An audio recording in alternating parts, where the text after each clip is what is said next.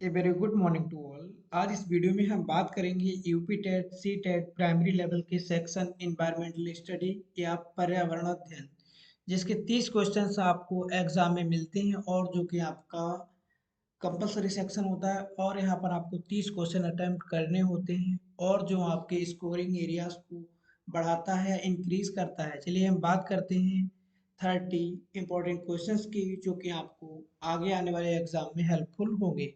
चलिए हम बात करते हैं। यहाँ पर हमारा पहला क्वेश्चन है, इनमें से कौन सा बंदरगाह पूर्वी तट का सबसे गहरा भूमिवर्ती या चारों ओर भूमि से घिरा पूर्ण रूप से सुरक्षित बंदरगाह है। यहाँ पर बात हो रही सी पोर्ट की, ठीक है। वो कौन सा बंदरगाह है जो चारों तरफ भूमि से घिरा हुआ है? चेन्नई, तूतीकोरन, ठीक है, इसको ट्यूटीकोरन या तूतीकोरन भी बोलते हैं, पारादीप और विशाखापट्टनम। तो वो बंदरगाह है आपका विशाखापट्टनम, जो कि आपका आंध्र प्रदेश में है। तो आपका यहाँ पर ऑप्शन डी करेक्ट हो जाएगा। क्वेश्चन नंबर आपका है यहाँ पर सेकेंड, ठीक है। इनमें से कौन सा ग्रीन हाउस गैस प्रभाव के लिए सबसे ज्यादा उत्तरदायी है? ग्रीन हाउस इफेक्ट के लिए कौन सी गैस सबसे ज्यादा मतलब उत्तरदायी है, रिस्पॉन्सिबल है, ठीक है। Option A oxygen, option B carbon dioxide, option C nitrogen, option D hydrogen. तो सबसे ज्यादा ग्रीन हाउस इफेक्ट को इंक्रीज करती है कार्बन डाइऑक्साइड। तो यहाँ पर आपको ऑप्शन बी करेक्ट हो जाएगा, कार्बन डाइऑक्साइड। नेक्स्ट क्वेश्चन है हमारा, इनमें से कौन सा जल प्रदूषण का स्रोत नहीं है? वाटर पोल्यूशन का सोर्स कौन सा नहीं है? औद्योगिक अपशिष्ट कचरा, जो आपका इंडस्ट्री से निकलता है, फैक्ट्रियों से, कारखानों से। ऑप्शन बी रेडियोधर्मिक कचरा, रेडियो एक्टिव, ठीक है। ऑप्शन सी कृषि जनित कचरा, अपशिष्ट पदार्थ जो रासायनिक आपकी, ठीक है, खाद के और जो आप कीटनाशक प्रयोग करते हैं, या आपके जो पेस्टिसाइड्स होते हैं। ऑप्शन डी खनन अपशिष्ट। तो देखो यहाँ पर जब हम बात करते हैं औद्योगिक अपशिष्ट की, जो फैक्ट्रियों और कारखानों से निकलता है, इनका कचरा जल में जाता है, ठीक है। यहाँ पर आपका कृषि जनित कचरा, ठीक है, खेती वाला, वो भी आपका जल में जाता है। और रेडियो धर्मी या रेडियो एक्टिव वाले भी आपके जल को प्रभावित करते हैं। लेकिन जब हम बात करते हैं माइनिंग, ठीक है, जो खनन होता है हमारा, वो जल प्रदूषण का स्रोत नहीं है। तो आपका यहाँ पर ऑप्शन डी करेक्ट हो जाएगा, खनन अपशिष्ट, ठीक है। खनन अपशिष्ट है जिसको हम बोलते हैं माइनिंग वाला जो कचरा आपका होता है। क्वेश्चन नंबर 64 है हमारा यहाँ पर, भारत में बाढ़ संबंधी चेतावनी जारी कौन करता है? ठीक है, भारत में बाढ़ संबंधी चेतावनी जारी कौन करता है? ठीक है, केंद्रीय जल आयोग, सिंचाई और बाढ़ नियंत्रण विभाग, जल संसाधन विभाग, उपयुक्त सभी। तो जो भारत में बाढ़ संबंधी चेतावनी, जो फ्लड की चेतावनी जारी करता है, ऑप्शन बी सिंचाई और बाढ़ नियंत्रण विभाग, ठीक है। ऑप्शन बी आपका यहाँ पर करेक्ट हो जाएगा। क्वेश्चन नंबर 65, ग्राम पंचायत का कार्य है, ठीक है। ग्राम पंचायत का क्या कार्य होता है? ऑप्शन ए जल संसाधनों का रख रखाव, ऑप्शन बी स्कूलों का निर्माण, ऑप्शन सी बीपीएल लाभार्थियों की सूची तैयार करना, ऑप्शन डी उपर्युक्त सभी। तो यहाँ पर जो हमारी ग्राम पंचायत होती है, उनके सभी कार्य होते हैं जल संसाधन का रख रखाव, स्कूलों का निर्माण, बीपीएल लाभार्थी की सूची तैयार करना और उपर्युक्त सभी। तो आपका यहाँ पर ऑप्शन डी करेक्ट हो जाएगा। क्वेश्चन नंबर 66 है हमारा यहाँ, पर्यावरण अपघटन के कारण उत्पन्न होने वाले परिणामी खतरों में शामिल हैं। या ठीक है, तो यहाँ पर्यावरण अपघटन के कारण उत्पन्न होने वाले परिणामी खतरों में शामिल है, ठीक है। कौन कौन से? यहाँ पर बात हो रही है क्लाइमेट चेंजेस की, ठीक है। भूस्खलन, बाढ़ और सूखा, वनों में अग्नि दुर्घटनाएं या उपर्युक्त सभी, ठीक है। तो पर्यावरण अपघटन के कारण जो घटनाएं, जो परिणामी खतरों में शामिल होती हैं, वो घटनाएं हैं आपकी यहाँ पर, जैसे सूखा है, बाढ़ है, अत्यधिक वर्षा है, ठीक है। तो आपका यहाँ पर ऑप्शन बी हो जाएगा करेक्ट, बाढ़ और सूखा, ठीक है। क्वेश्चन नंबर 67 हमारा, निम्न में से कौन सा राज्य इंदिरा गांधी नहर परियोजना से लाभान्वित हुआ है? Option A Kerala, option B Uttar Pradesh, option C Rajasthan, option D Madhya Pradesh. तो यहाँ पर जो इंदिरा गांधी, ठीक है, नहर परियोजना है, ठीक है, इंदिरा गांधी नहर परियोजना राजस्थान नहर के नाम से भी जानी जाती है, जो राजस्थान के उत्तरी और पश्चिमी भाग में स्थित है, ठीक है। इस नहर से जो आपका मरुस्थलीय एरिया है, जो डेजर्ट एरिया है, वहाँ सिंचाई के लिए जल, पेयजल की आपूर्ति होती है। तो यहाँ पर आपका ऑप्शन हो जाएगा Rajasthan, option C. Question number 68 है हमारा यहाँ पर, पृथ्वी का जुड़वा ग्रह इनमें से किसे कहते हैं? अब पृथ्वी का जुड़वा ग्रह कौन सा है? बृहस्पति, शनि, शुक्र, मंगल। तो ये आपका बहुत ज्यादा इजी क्वेश्चन है। पृथ्वी का जुड़वा ग्रह शुक्र को कहा जाता है, ठीक है, जो आकार में लगभग पृथ्वी के बराबर ही है, ठीक है। और इस ग्रह को सुबह और शाम आसानी से देखा जा सकता है, जिसको हम भोर का तारा या सुबह का तारा भी कहते हैं। और इस सौर मंडल का दूसरा ग्रह है, जो पृथ्वी की बहन के नाम से भी कहलाता है। तो यहाँ पर हमारा हो जाएगा ऑप्शन सी, शुक्र ग्रह। क्वेश्चन नंबर 69, इनमें से विश्व का सबसे ऊंचा पठार कौन सा है? दक्कन का पठार, जिसको हम बोलते हैं डेक्कन का पठार, मालवा का पठार, छोटा नागपुर का पठार, तिब्बत का पठार। तो सबसे ऊंचा पठार आपका तिब्बत का पठार है, जिसको दुनिया की छत भी कहा जाता है, रूफ ऑफ द वर्ल्ड भी कहा जाता है। ऑप्शन डी, तिब्बत का पठार। क्वेश्चन नंबर 70, मानव निर्मित या मानव जनित आपदा का उदाहरण है, ठीक है। यहाँ पर मैन मेकिंग डिजास्टर की बात हो रही है। ऑप्शन ए भूकंप, option B tsunami, option C रासायनिक आपदा, ऑप्शन डी भूस्खलन, ठीक है। तो मानव जनित या मानव निर्मित जो प्राकृतिक मानव निर्मित या मानव जनित जो आपदा है, मैन की मेकिंग डिजास्टर, ठीक है, वो है यहाँ पर रासायनिक आपदा। ऑप्शन सी आपका यहाँ पर करेक्ट होगा, रासायनिक आपदा। क्वेश्चन नंबर 71 हमारा, भोपाल गैस आपदा या भोपाल गैस त्रासदी के लिए कौन सी गैस जिम्मेदार है? Methyl, isocyanide, methane, carbon monoxide, उपयुक्त सभी। था उसके लिए मिथाइल आइसोसाइनाइड जिम्मेदार है। ऑप्शन ए आपका यहाँ पर करेक्ट होगा। क्वेश्चन नंबर 72, निम्न में से कौन सी गैस ग्रीन हाउस इफेक्ट से संबंधित नहीं है? ठीक है, nitrogen, carbon dioxide, methane, nitrous oxide. तो वो गैस है आपकी नाइट्रोजन, बाकी जो आपकी तीनों गैसें हैं, कार्बन डाइऑक्साइड, मीथेन और नाइट्रस ऑक्साइड, ये सभी गैसें आपकी ग्रीन हाउस इफेक्ट से संबंधित हैं। क्वेश्चन नंबर 73, समुद्री प्रदूषण के कारण नष्ट हो रहे हैं भूमध्यरेखीय वन, पतझड़ वन, कोणधारी वन, मैंग्रोव वन। तो जो समुद्र प्रदूषण है आपका, ठीक है, 73 क्वेश्चन, जो भूमध्य रेखीय प्रदेश होते हैं, वन होते हैं, वो आपके लैंड एरिया में होते हैं। पतझड़ वन आपके लैंड एरिया में होते हैं, ठीक है। कोटधारी वन आपके, ये आपके जो माउंटेन एरिया होता है, जो हिल एरिया होते हैं, वहां पे होते हैं। और जो मैंग्रोव वन होते हैं, जिनको हम ज्वारीय वन कहते हैं, ठीक है। तो ये वन समुद्री प्रदूषण के कारण नष्ट हो रहे हैं, ठीक है। समुद्री प्रदूषण के कारण जो वन नष्ट हो रहे हैं वो है मैंग्रोव वन, ठीक है। क्योंकि मैंग्रोव वन आपके समुद्र तटीय क्षेत्रों में खारे पानी में उगते हैं, इसलिए इन्हें हम क्या कहते हैं? ज्वारीय वन भी कहते हैं, ठीक है। तो वाटर पॉल्यूशन का सबसे ज्यादा इफेक्ट इनके ऊपर पड़ता है। जो मैंग्रोव वन है आपकी, ठीक है, इनमें क्या होता है, यहाँ समुद्री तूफान, सुनामी और यहाँ पर जो हमारे और जो तूफान होते हैं उनसे हमारी रक्षा भी करते हैं, उनके वेग को कम भी करते हैं। तो यहाँ पर आपका हो जाता है मैंग्रोव वन। क्वेश्चन नंबर 74, यहाँ पर हमारा है, जल प्रदूषण अथवा जल जनित रोगों का एक उदाहरण निम्न में से कौन सा है? मतलब यहाँ पर प्रदूषित जल को पीने से हमको कौन कौन सी बीमारियां हो जाती हैं? तो यहाँ पर डिप्थीरिया, ठीक है, टॉन्सिलाइटिस, अतिसार जिसको हम बोलते हैं डायरिया, और खसरा। तो दूषित जल पीने से आपको अतिसार हो जाता है, डायरिया हो जाती है। ऑप्शन सी आपका यहाँ पर करेक्ट हो जाएगा। क्वेश्चन नंबर 75,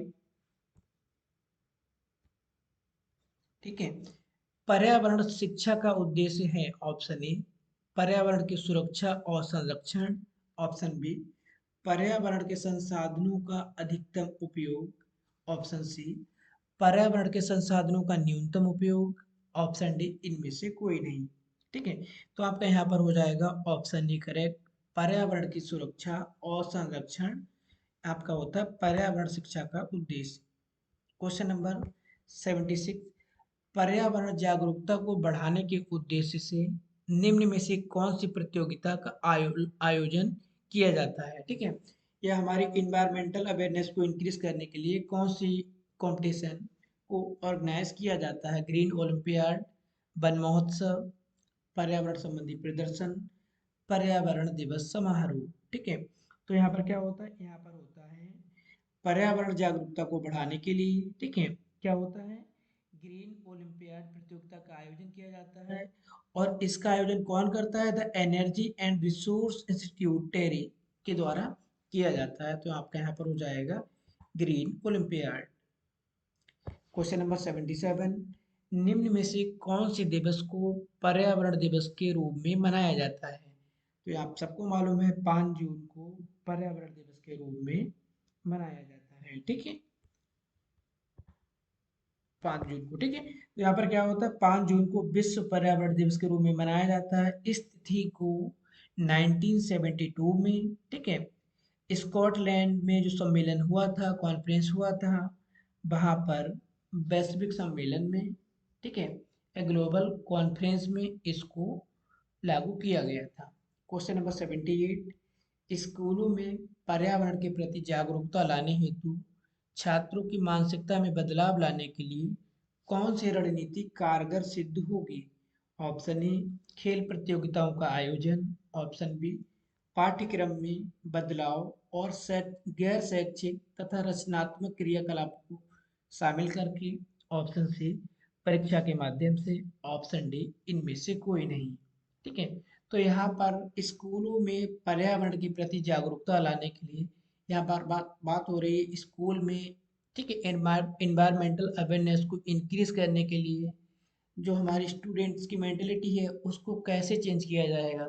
तो उसके लिए जो टेक्निक्स आपकी कारगर होगी वो होगी करिकुलम में चेंजेस करने के साथ साथ में जो नॉन करिकुलर एक्टिविटीज़ हैं, आपके जो क्रिएटिव वर्क्स हैं, उनमें बच्चों को इन्वॉल्व किया जाए। ऑप्शन बी आपका करेक्ट होगा, पाठ्यक्रम में बदलाव तथा गैर शैक्षिक तथा रचनात्मक क्रियाकलापों को शामिल करके। ठीक है, क्वेश्चन नंबर 79, भारतीय संविधान द्वारा उपलब्ध किए गए मूलभूत अधिकारों का मुख्य उद्देश्य क्या है। ठीक है, क्वेश्चन नंबर 79 हमारा, बच्चों का सर्वांगीण विकास, पुरुषों का सर्वांगीण विकास, महिला सशक्तिकरण, नागरिकों के व्यक्तित्व का सर्वांगीण विकास। तो आपका यहाँ पर होगा 79 का ऑप्शन नंबर डी। भारतीय संविधान के द्वारा उपलब्ध किए गए मूलभूत अधिकारों का उद्देश्य नागरिकों के व्यक्तित्व का सर्वांगीण विकास। ठीक है, देखो वहाँ पर बच्चों का विकास, पुरुषों का विकास, महिलाओं का विकास, इन सबको जब हम मर्ज कर देते हैं तो वो हो जाते हैं हमारे देश के नागरिक। ठीक है, ऑप्शन डी आपका यहाँ पर हो जाएगा करेक्ट। क्वेश्चन नंबर 80 हमारा, सामाजिक विज्ञान में कौन सा आयाम शामिल नहीं है या कौन सा विषय सामाजिक विज्ञान में शामिल नहीं है। इतिहास, भूगोल, राजनीतिक विज्ञान या पॉलिटिकल साइंस है जिसको हम सिविक्स भी बोलते हैं। ऑप्शन डी, व्यावसायिक शिक्षा, वोकेशनल एजुकेशन। तो आपका 80 का ऑप्शन नंबर डी हो जाएगा, जो कि आपका सोशल साइंस में इंक्लूड नहीं होता है। और आपका हिस्ट्री, सिविक्स, ज्योग्राफी, इकोनॉमिक्स ये आपके सामाजिक विज्ञान के कंपोनेंट हैं या उनके सब सब्जेक्ट हैं। क्वेश्चन नंबर 81, अंकों के आधार पर किस पाठ्यक्रम विषय वस्तु की परीक्षा नहीं की जा सकती है। ऑप्शन ए, स्वास्थ्य। Option B, yoga. Option C, संगीत। ऑप्शन डी, उपयुक्त सभी।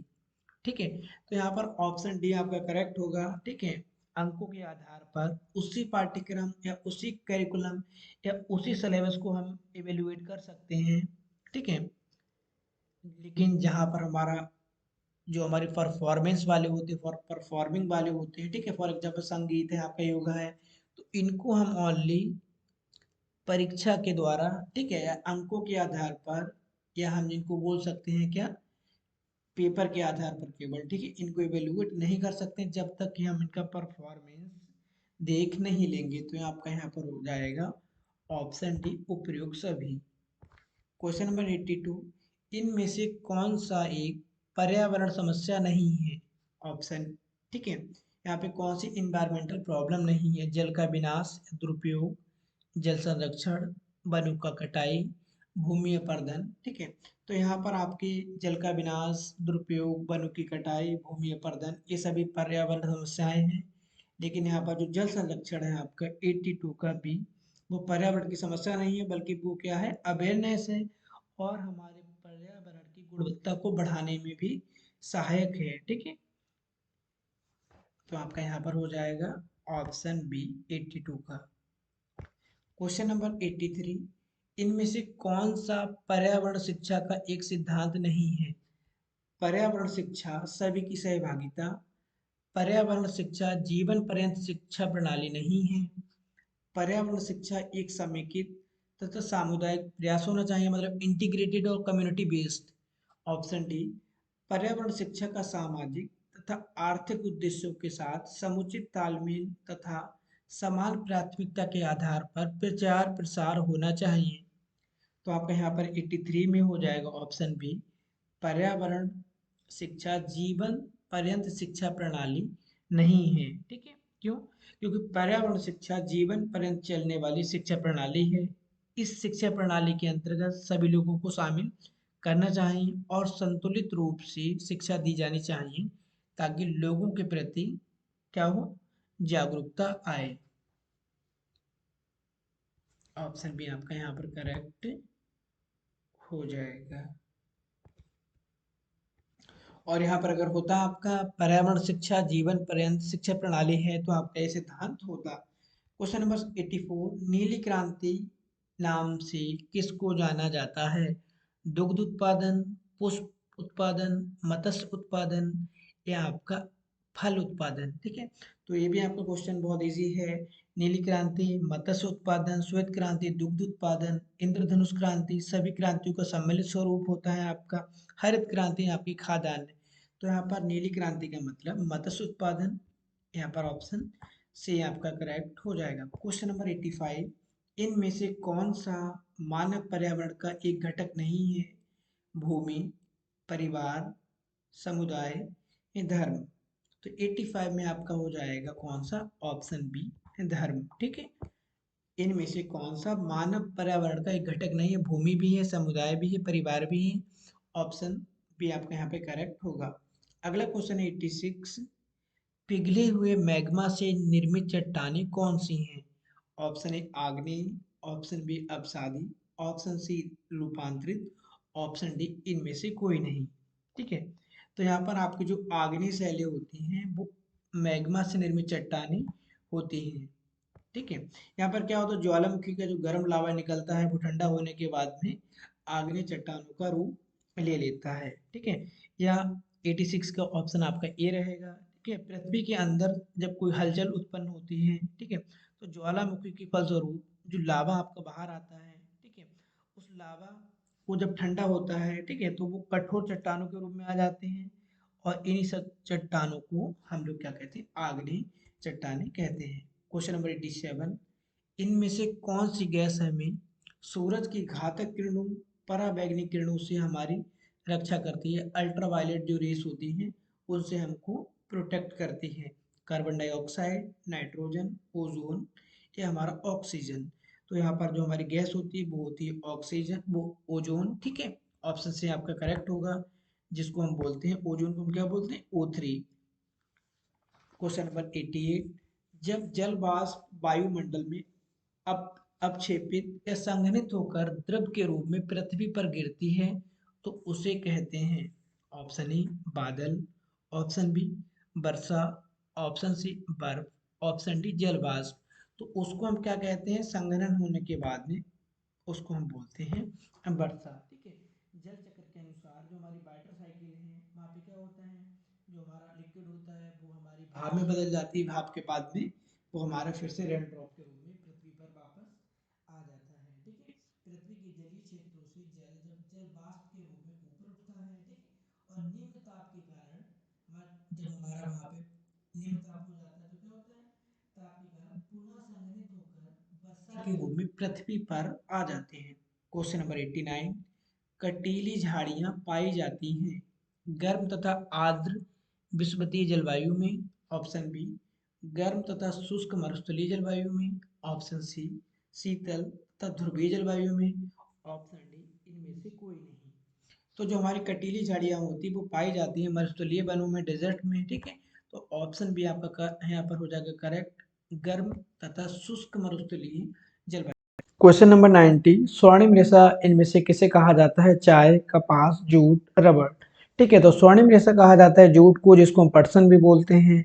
और जो आपके बुक्स हैं एपीटेट की, या जो आपकी बुक्स होंगी वहाँ पर आपको कपास भी मिलेगा, लेकिन जब हम एनसीईआरटी की बुक को स्टडी करेंगे, देखेंगे, तो वहाँ पर आपको पटसन या जूट दिया होता है, जिसको हम स्वर्णिम रेशा कहते हैं। तो इस वीडियो में हमने डिस्कस किए हैं ईबीएस के 30 क्वेश्चंस को। तो यहाँ पर आप अपने राइट रिस्पॉन्सेस को मेंशन करेंगे, कितना स्कोर आपने अचीव किया है। और नेक्स्ट वीडियो में हम बात करेंगे नेक्स्ट क्वेश्चन के साथ में। तब तक के लिए थैंक यू।